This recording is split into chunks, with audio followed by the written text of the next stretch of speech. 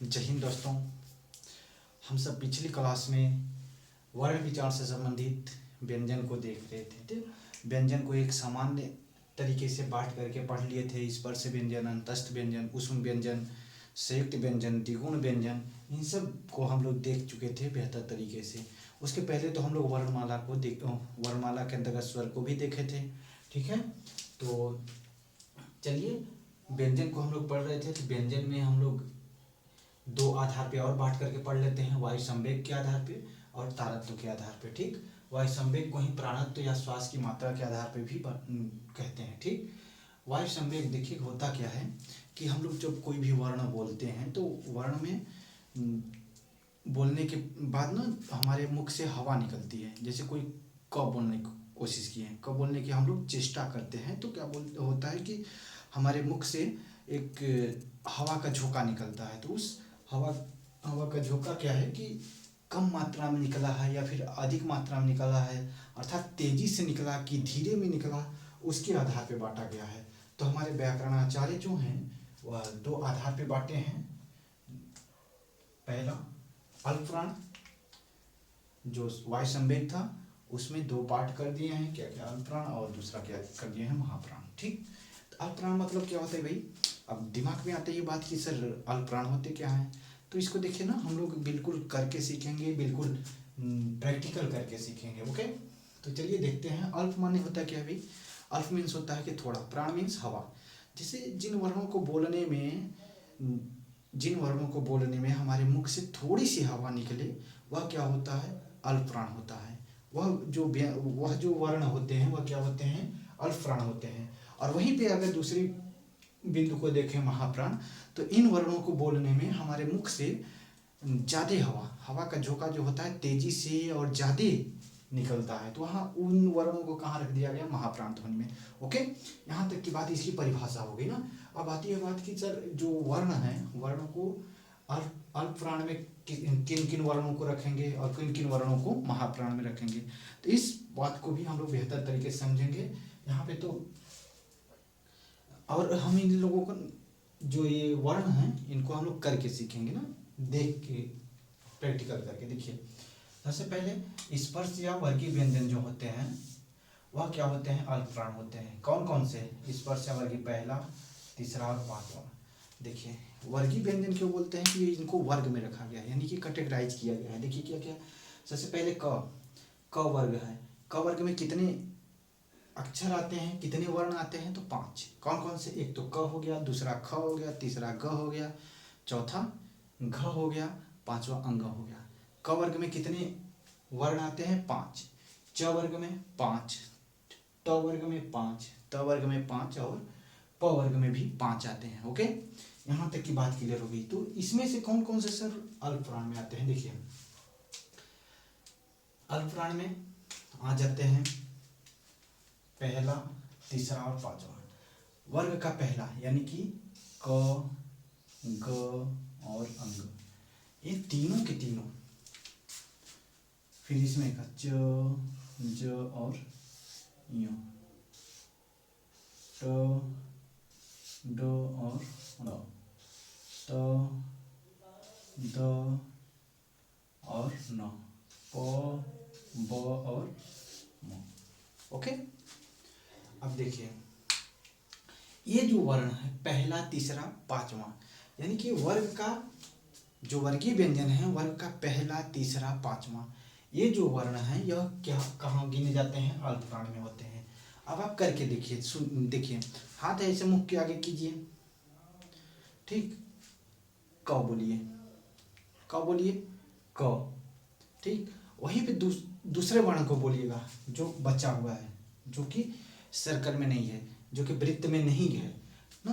क, ख। अब ख को बोलिए। ख को बोलेंगे ना, लगेगा कि ज्यादा हवा निकली।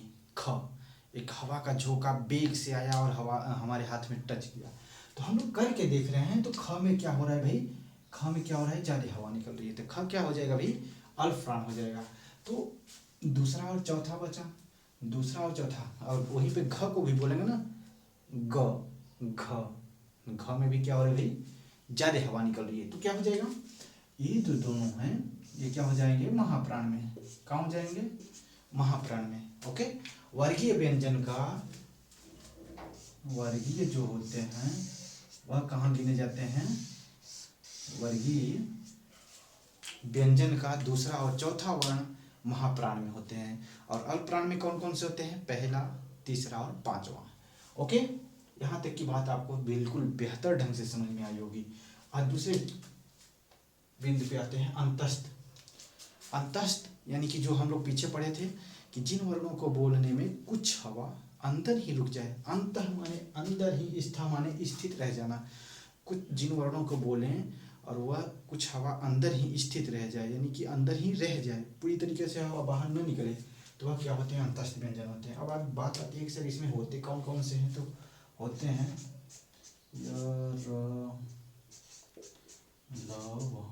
ओके, ये क्या होते हैं भाई, ये चार अंतस्थ व्यंजन में गिने जाते हैं।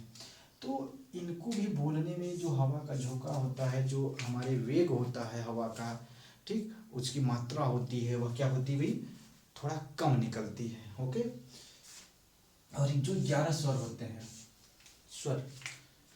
स्वर होते हैं वह क्या होते हैं भाई, वह भी अल्पप्राण में गिने जाते हैं। हम लोग स्वर के जो विशेष तथ्य से संबंधित विशेष तथ्य को पढ़ रहे थे स्वर में, तो वहाँ पर भी हम लोग इसको पढ़े थे कि सारे स्वर वर्ण अल्पप्राण होते हैं। और उसी के साथ साथ अनुस्वार भी होता है, जो अयोगवाह ध्वनियाँ हम लोग दो पढ़े थे, अनुस्वार और विसर्ग ना, उसमें से क्या है कि अनुस्वार भी किसमें गिना जाता है, अल्पप्राण में। ठीक, अब देखिए उष्म, इधर क्या होता है उष्म, उसमें कौन कौन से गिने जाते हैं, बात आती है तो देखें, श, स और ह, ये क्या होते हैं भाई, चार वर्ण उष्म वर्ण होते हैं। उष्म का मतलब होता है गर्मी, जिन वर्णों को बोलने में हमारे अंदर से लगे कि गर्मी से पैदा हो रही है, वह क्या होते हैं, उष्म व्यंजन होते हैं। ठीक, ये तालव्य, मूर्धन्य, दंत और ह। ठीक, तालव्य स, मूर्धन्य स और दंत स और ह, ये चार वर्ण क्या होते हैं, उष्म व्यंजन में गिने जाते हैं। ठीक है, ओके, देखिए आगे है विसर्ग। जो अयोगवाह में दो ही वर्ण होते हैं, कौन कौन से, एक अनुस्वार होता है, एक विसर्ग होता है। तो विसर्ग को किस में रखा जाता है भाई, विसर्ग को महाप्राण में, जैसे ये क्या है, विसर्ग है। और अनुस्वार में क्या है, अंग। ठीक, तो ये सब क्या है, अब देखिए अंग, अब वही बोलिए बोलिए, तो देखेंगे ना, तो देखिए इसमें विसर्ग को बोलने में ज्यादा हवा आ रही है, हवा का झोंका हमारे मुख से ज्यादा निकल रहा है और हमारे हाथ पे टच कर रहा है। और वहीं पे ना, अंग, अंग, अंकुर, अंकुर, अंगूर, ऐसे बोलेंगे तो ये क्या होता है, अनुसार, इसमें कम निकल रहा है, इसमें क्या हो रहा है, ज्यादा हवा निकल रही है। ओके, यहाँ तक की बातें आपको बेहतर ढंग से समझ में आई होगी। और दूसरे आधार पे हम लोग बांटते हैं, दूसरे आधार पे बांटते हैं तारत्य। तारत्य का मतलब होता है पीठ ना, घोषत, यानी कि जब हमारे स्वतंत्रियों में ना, स्वर यंत्रियों में क्या होता है, विशेष प्रकार का कंपन होता है। ओके, तो उन वर्णों को इसके आधार पे दो भागों में बांटा गया है, घोष, इसी को सघोष भी बोलते हैं, और अघोष। ठीक, इसकी परिभाषा क्या हो जाएगी कि जिन वर्णों को बोलने में हमारे स्वर यंत्रियों में क्या होता है, विशेष प्रकार की कंपन होती है, उसे क्या बोलते हैं, घोष या सघोष बोलते हैं।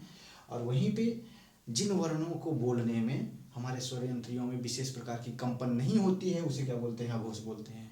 ओके, इसकी एक बढ़िया सी परिभाषा हम लोग की हो गई। ठीक, जिन वर्णों को बोलने में हमारे स्वर यंत्रियों में विशेष प्रकार की कंपन नहीं होती है, वह क्या होता है, अघोष होता है।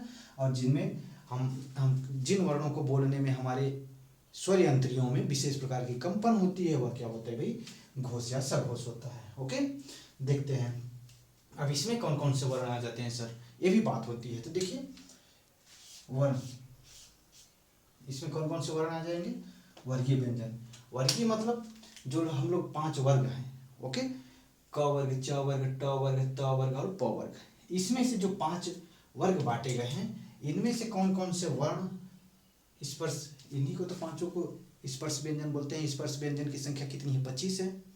ठीक, 5 5 10 15 20 25, 5 लाइन, 5 5 की 5 5 वर्ण की कितना हो गया? 25 वर्ण। ओके, तो स्पर्श व्यंजन में कौन कौन से आ जाते हैं? इधर से तीसरे, चौथे और पांचवें, यानी कि इधर का ई वाला पार्ट कहाँ आ जाएगा भाई? घोष में। घोष या सघोष, तीसरा चौथा पांचवा का होता है घोष या सघोष वर्ण होते हैं। ओके, आगे देखते हैं अंतस्थ व्यंजन कहाँ गिने जाते हैं?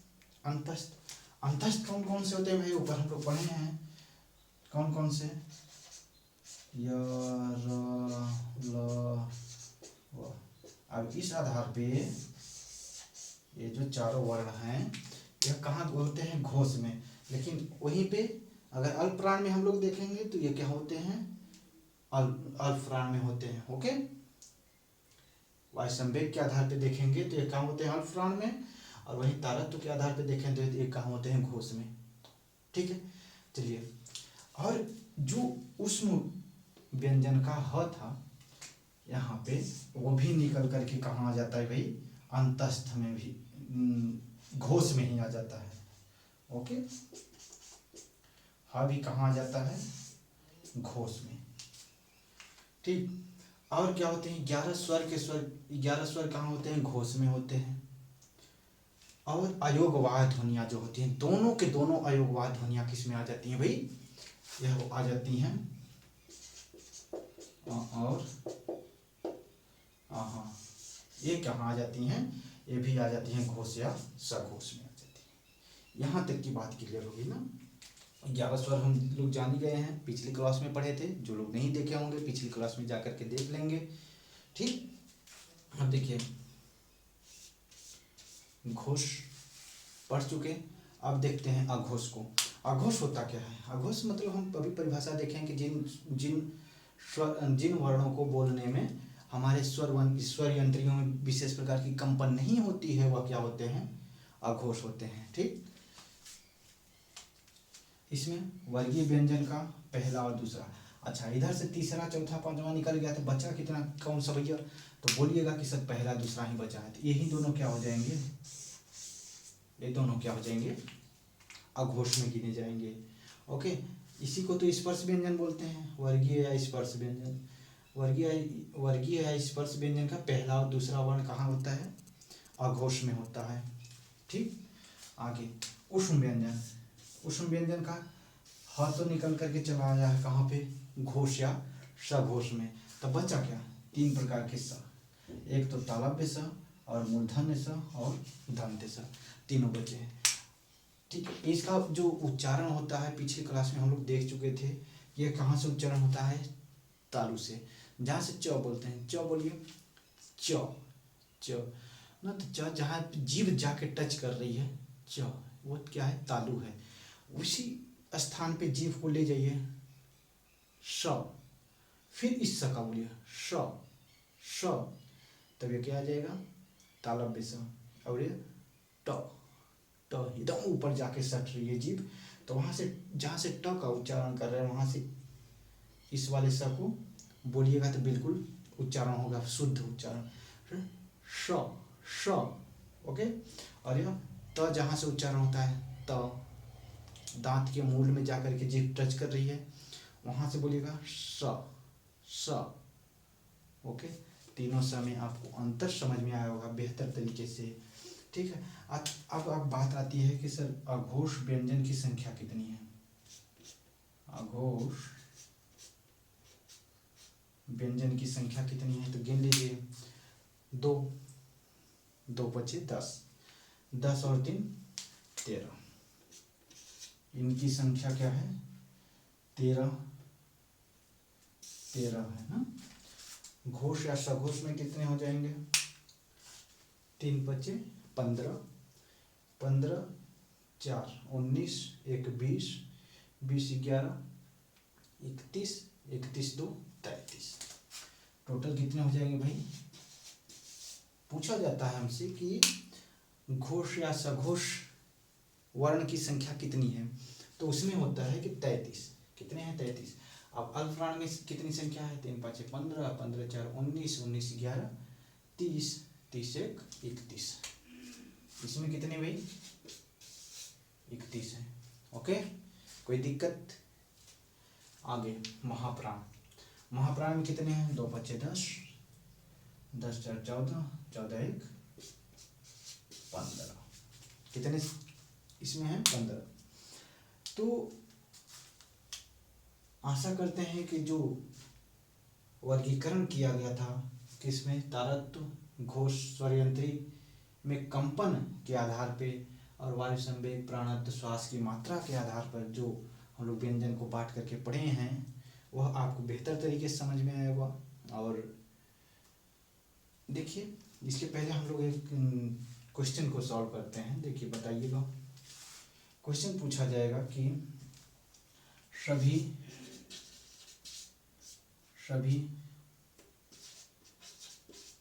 स्वर होते हैं ना। आपको विकल्प दिया जाएगा अल्पप्राण, महाप्राण और अघोष। एक दे दीजिएगा या नोटी, नन ऑफ दीज, इनमें से कोई नहीं। ठीक है, 4 ऑप्शन दे दिया गया है, कुछ भी दे दिया जाएगा। तो आपकी जो नज़र है किस विकल्प को ढूंढने में भाई, तो हमको जानने हैं कि जो स्वर होते हैं वह सारे स्वर किस में होते हैं? अल्पप्राण होते हैं। और यहीं पे अगर घोष हो गया होता, क्या हो गया होता? घोष हो गया होता, तब तो ये दोनों ऑप्शन सही हो जाते हैं। तो यहाँ पे होता कि ए और बी दोनों, ए और बी दोनों हो जाते हैं। घोष में भी गिना जाता है। देखिए, घोष में भी तो 11 स्वर और अल्पप्राण में भी 11 स्वर। ओके, तो देखिए ये क्या होते हैं? स्वर होते हैं जो कि अल्पप्राण में और घोष या सघोष में गिने जाते हैं। आशा करते हैं आप सबको बेहतर ढंग से समझ में आया होगा। इसके क्वेश्चंस भी एक दिन करा देंगे। ओके, जितने भी प्रकार के क्वेश्चंस बनते हैं उसको हम कलेक्ट करके क्वेश्चन करा देंगे, ताकि आपको एग्जाम में पता चले कि नहीं क्वेश्चन कैसे बनते हैं ना। ठीक, तो आपको वीडियो कैसी लगी आप ज़रूर कमेंट बॉक्स में बताइएगा और अपनी राय ज़रूर दीजिएगा, ताकि मैं और बेहतर करने का कोशिश करूं। ठीक है, थैंक यू, धन्यवाद मित्रों।